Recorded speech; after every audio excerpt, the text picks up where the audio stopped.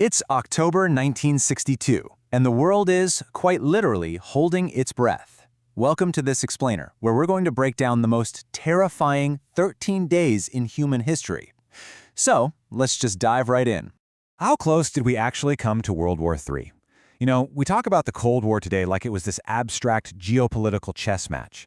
But as we'll see, the end of the world wasn't some theoretical concept. It was, I literally mean this, seconds away from becoming a reality. To really grasp this, we have to jump straight to October 27, 1962. Picture this.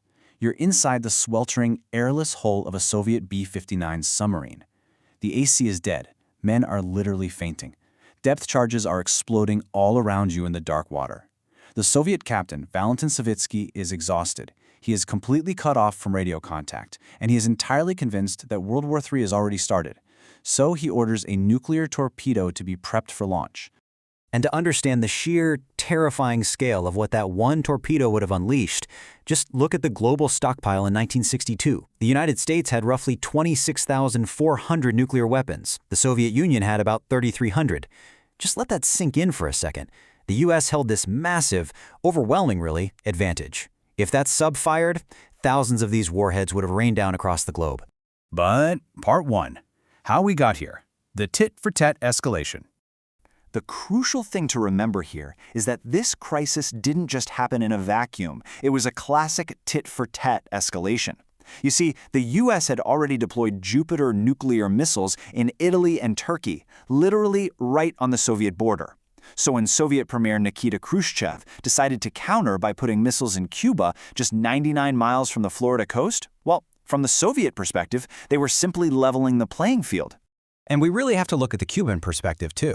Fidel Castro and the Soviets genuinely believed a full-scale U.S. invasion of Cuba was imminent, and honestly, they had pretty good reason to think so.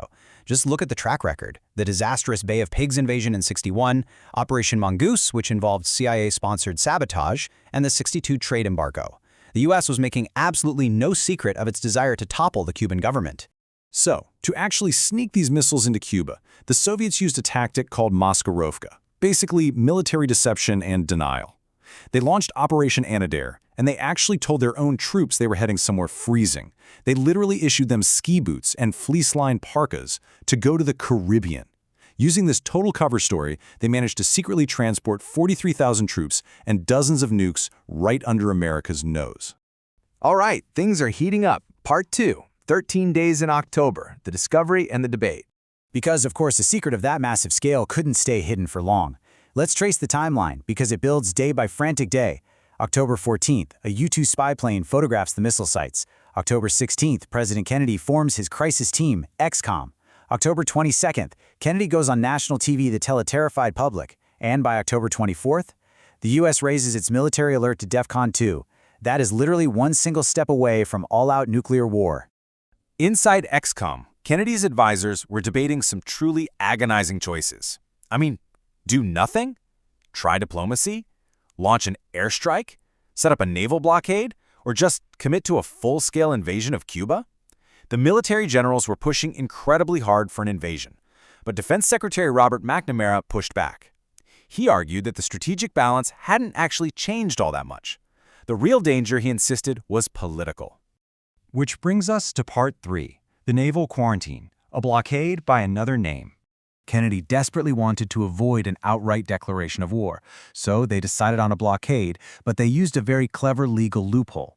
Under international law, a blockade is technically an act of war, so they just called it a quarantine instead. They threw a ring of U.S. ships around Cuba to stop incoming Soviet vessels, and then Kennedy delivered this absolutely chilling statement to the world, declaring that any missile launched from Cuba would require a full retaliatory response upon the Soviet Union.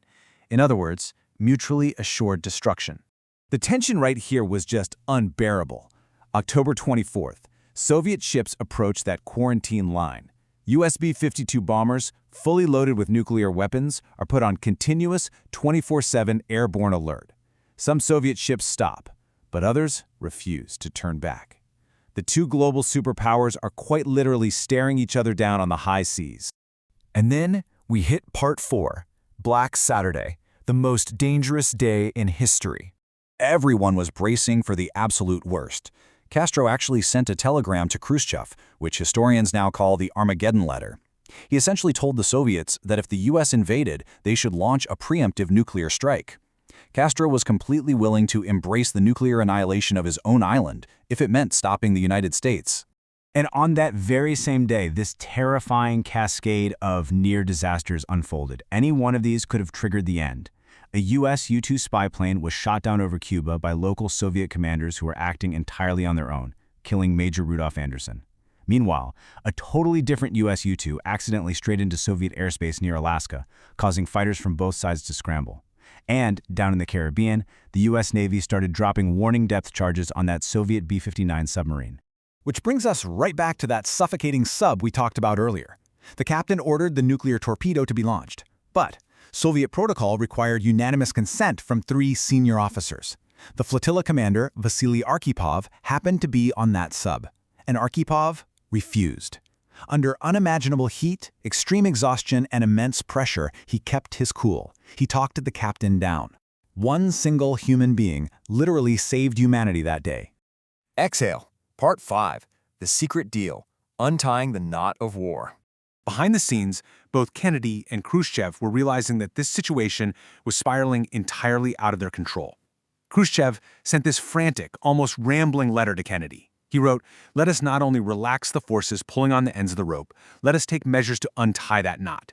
He was desperate, really desperate, to regain control of a situation that he knew could end human civilization at any second. So they struck a deal. The public agreement? The Soviets would remove their missiles from Cuba, and the U.S. publicly promised not to invade the island. But there was a secret deal, too. You see, the U.S. privately agreed to remove its Jupiter missiles from Turkey and Italy. By keeping the U.S. concessions completely hidden from the public, Kennedy got to save political face at home, while Khrushchev appeared to the rest of the world like he'd just blinked first. The aftermath of this fundamentally changed the Cold War. A direct Moscow-Washington hotline was established, they signed the Nuclear Test Ban Treaty, but the political fallout was intensely bitter. Khrushchev was politically crippled by the perceived defeat, and he was actually ousted 2 years later. And Fidel Castro? He was absolutely furious. He felt completely betrayed that Moscow had just negotiated away his security without even bothering to consult him. But here is the most terrifying takeaway from the sources we've looked at for this explainer. 100. 40 years later, the world finally learned the truth. Back in 1962, the U.S. actually believed the Soviets hadn't yet delivered the live nuclear warheads to Cuba. But they were wrong. The Soviets had 100 tactical nuclear weapons already sitting on the island, and local commanders had the authority to use them if an invasion happened. U.S. intelligence knew absolutely nothing about them. If Kennedy had listened to his generals and invaded Cuba, those weapons would have been used. So, with 100 hidden nukes ready to launch, was peace achieved through brilliant, calculated strategy, or just sheer, blind luck?